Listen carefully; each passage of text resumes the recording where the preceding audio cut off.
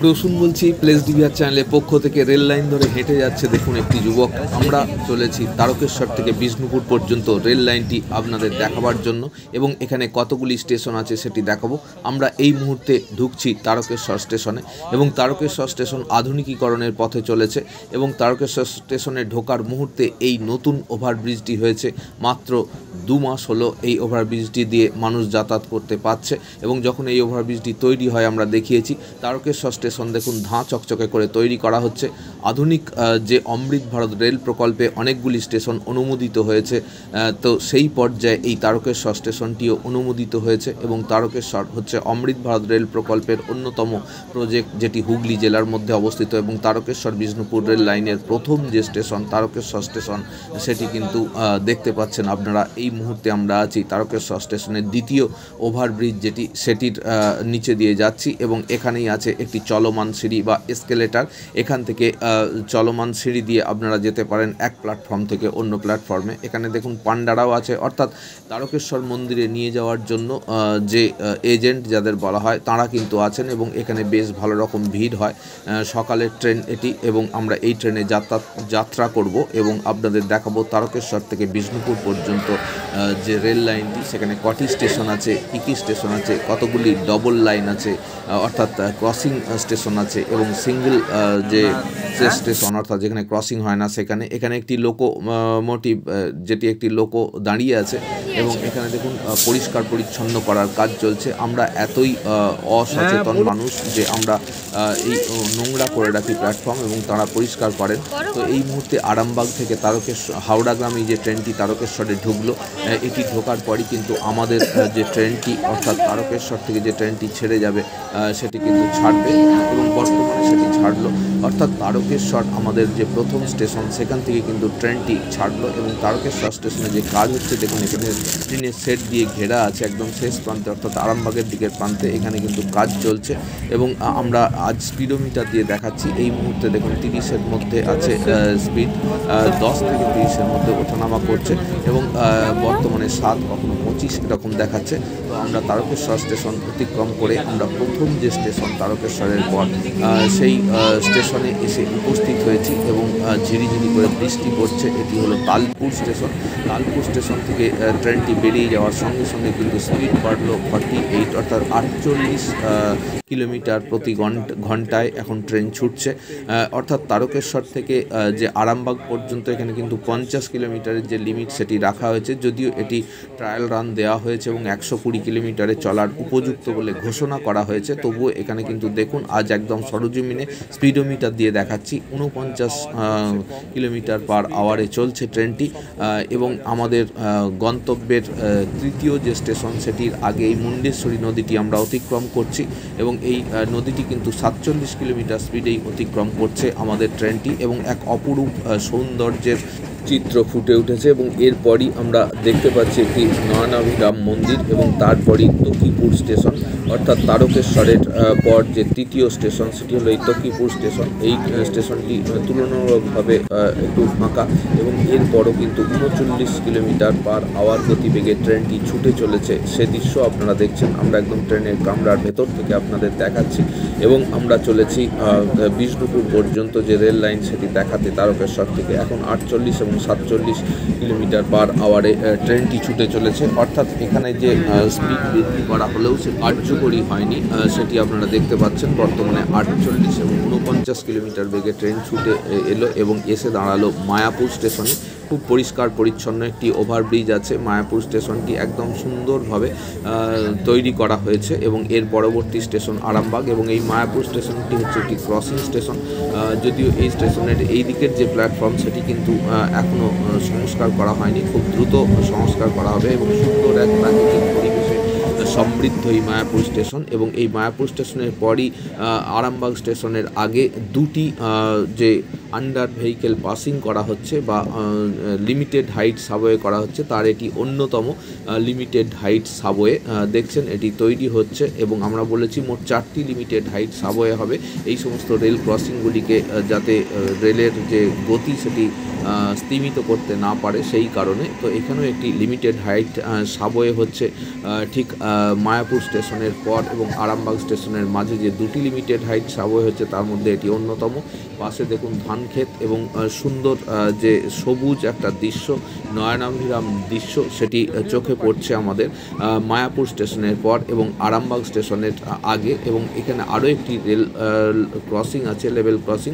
এই লেভেল ক্রসিংয়ের আগেই কিন্তু ওই লিমিটেড হাইট সাবওয়েটি হচ্ছে এবং এক নয়নাভিরাম প্রাকৃতিক সৌন্দর্যর মধ্য দিয়ে ট্রেনটি ছুটে চলেছে এবং এখানেও 49 কিলোমিটার গতিবেগে, ঘন্টায় 49 কিলোমিটার গতিবেগে ট্রেনটি ছুটে চলেছে। সে দৃশ্য আপনাদের সামনে দেখাচ্ছি।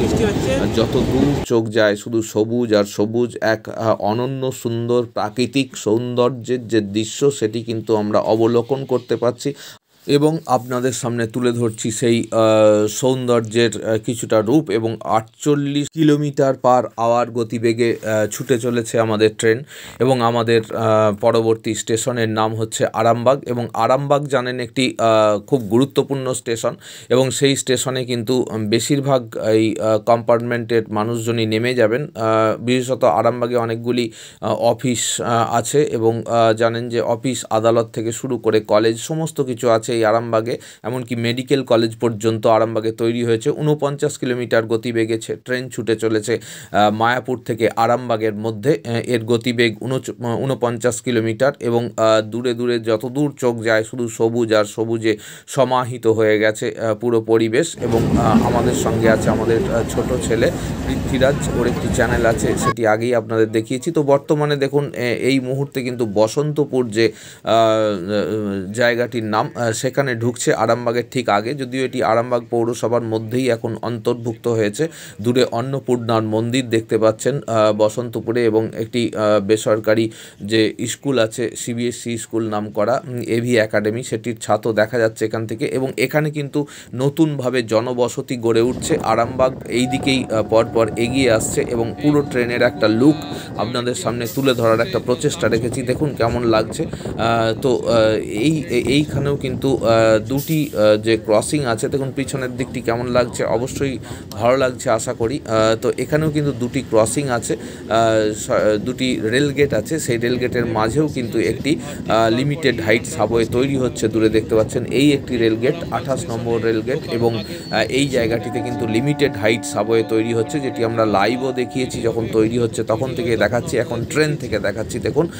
এবং এখানে একটি লিমিটেড হাইট সাবওয়ে হচ্ছে যানজট এড়ানোর জন্য। এই লিমিটেড হাইট সাবওয়েগুলি হচ্ছে, আগে একটি দেখিয়েছি এই একটি এবং এর পরেও আরও একটি আছে। তো এখন আমরা এসে পৌঁছচ্ছি ঠিক আরামবাগ স্টেশনের আগে, আরেকটি গেট অতিক্রম করে আরামবাগ স্টেশনে ঢুকবো। এই দুটি গেট 28 এবং 29 নম্বর গেটের মাঝে কিন্তু ওই লিমিটেড হাইট সাবওয়েটি হচ্ছে। দেখুন যানজটের সৃষ্টি হয় এবং এই রেল গেটে, এবং এইখানেও কিন্তু নতুন জনবসতি গড়ে উঠছে, সেটি আপনারা দেখতে পাচ্ছেন। বর্তমানে আমরা আছি আরামবাগ স্টেশনে, অর্থাৎ আরামবাগ স্টেশনের আমরা অলরেডি এন্ট্রি করেছি এবং এখানে দেখুন যে বেশ পরিষ্কার পরিচ্ছন্ন আরামবাগ স্টেশনটি এবং এখানে প্রচুর মানুষ আগেই বলেছি নেমে যায়, কেননা এখানে অফিস আদালত থেকে আরম্ভ করে কলেজ স্কুল সমস্ত কিছু আছে এবং কলকাতা থেকে অনেক মানুষই কিন্তু এখানে আসেন, ডেলি প্যাসেঞ্জারি করেন। তো আমরা এসে পৌঁছেছি আরামবাগ ক্রসিং স্টেশন। দেখুন অন্যদিকে গোঘাট থেকে যে ট্রেনটি হাওড়ার দিকে যাবে সেই ট্রেনটি এই মুহূর্তে ছেড়ে গেল, কেননা এটি ক্রসিং স্টেশন। মায়াপুরের পর এটিও ক্রসিং স্টেশন এবং এখানে একটি ট্রেন দাঁড়ায়, তারপরে আরেকটি ট্রেন ছেড়ে যায় এবং এই ট্রেনটি কিন্তু টোকেনের সাহায্যে এলো এবং এই টোকেনটিকে নিয়েই কিন্তু আমাদের ট্রেনটি যাবে গোঘাটের উদ্দেশ্যে। এবং ঝকঝকে তকতকে ওভারব্রিজ সহ দেখতে পাচ্ছেন আরামবাগ স্টেশন কিন্তু খুবই সুন্দরভাবে সুগঠিত একটি স্টেশন এবং এই স্টেশনটি খুবই গুরুত্বপূর্ণ একটি স্টেশন। এই মুহূর্তে আমাদের ট্রেনটি কিন্তু এগিয়ে যাচ্ছে গোঘাটের দিকে এবং সেই দৃশ্য আমরা দেখাবো। এবং আপনাদের বলে রাখি এই আরামবাগ থেকে গোঘাট পর্যন্ত কিন্তু যে ট্রেনের স্পিড সেটি কিন্তু বর্ধিত করা হয়েছে, 80 কিলোমিটার এখানে স্যাংশন দেওয়া হয়েছে। যদিও পুরো রাস্তাটি 120 কিলোমিটার বেগে অনুমোদিত, কিন্তু এখনও সেটি স্যাংশন হয়নি, কিন্তু এখানে স্যাংশন হয়েছে, অর্থাৎ গ্র্যান্টেড হয়েছে। দেখুন এই মুহূর্তে আমাদের ট্রেনটি ছুটে চলেছে প্রায় 67 কিলোমিটার। এতক্ষণ যেখানে দেখছিলেন 50-এর নিচে যাচ্ছিল, ছিল, এখানে কিন্তু 67 থেকে 68 এবং 70 কিলোমিটার বেগে ক্রমশ ট্রেনটি ছুটে চলেছে। আমরা স্পিডোমিটার নিয়ে দেখাচ্ছি, দেখুন 70 কিলোমিটার, 71 কিলোমিটার, 72 কিলোমিটার, 74 কিলোমিটার গতিবেগ, কিন্তু এটি প্যাসেঞ্জার ট্রেন এবং আমরা এই ট্রেনে জার্নি করছি 77 কিলোমিটার বেগে। এই মুহূর্তে ট্রেনটি ছুটে চলেছে, অর্থাৎ আরামবাগ থেকে গোঘাট পর্যন্ত 78 কিলোমিটার গতিবেগে এই মুহূর্তে ছুটে চলেছে। এবার যে ট্রেনটি চলছে এই ট্রেনটি কিন্তু প্রচণ্ড গতিবেগেই চলে, অর্থাৎ 80 কিলোমিটার গ্র্যান্টেড এখানের যে স্পিড মাত্রা, এবং কি সুন্দর একটা লুক দেখাচ্ছে। দেখুন পুরো ট্রেনটি দেখতে পাচ্ছেন, একদম আমরা প্রথমের দিকের কম্পার্টমেন্টে আছি এবং এখানে ট্রেনটি ছুটে চলেছে সামনের দিকে। এই মুহূর্তে কিন্তু ট্রেনটি ছুটে চলেছে প্রায় 59 কিলোমিটার বেগে, কেননা সামনেই জানেন যে আরামবাগের যে দ্বারকেশ্বর নদী আছে, সেই নদীর ব্রিজ আছে এবং সেই ব্রিজটি কিন্তু একটু কম স্পিডেই অতিক্রম করে। তো এই মুহূর্তে আমরা এসে পৌঁছেছি সেই ঠিক দ্বারকেশ্বর নদীর একদম কাছাকাছি এবং এইখানে দেখুন 56 কিলোমিটার বেগে বর্তমানে ট্রেনটি ছুটে চলেছে এবং আমরা অতিক্রম করছি দ্বারকেশ্বর নদীর ওপর এই রুটের সব থেকে বৃহত্তম যে সেতু, সেই সেতুটি অর্থাৎ রেল ব্রিজটি। এই রেল ব্রিজটি খুব প্রিয় আমার এবং আমি এই রেল ব্রিজের অনেক ছবি দিয়েছি এবং এই রেল ব্রিজের যে গঠন কৌশলী সেটি নিয়ে আমি ছবি দেওয়াতে অনেকে ট্রোলও করেছেন। যাই হোক, তো এই রেল ব্রিজটি অতিক্রম করার সঙ্গে সঙ্গে আবার আমরা বিষ্ণুপুর তারকেশ্বর যে বাস রুট সেটিও অতিক্রম করছি। এর নিচে দিয়েই গেছে বিষ্ণুপুর তারকেশ্বর বাস রুট, এটিও দেখিয়েছি এবং এখানে একটি কার্ভ আছে। এই কার্ভে কিন্তু রেলের এক নয়নাভিরাম দৃশ্য পরিলক্ষিত হয়, সেটি আপনাদের সামনে তুলে ধরার যতটি প্রয়াস করছি, দেখুন কতটি দেখতে পারেন। এবং এই মুহূর্তে আমরা আছি কিন্তু একদম যে দেখুন এখন পুরো ম্যাপ সহ আপনাদের দেখাচ্ছি।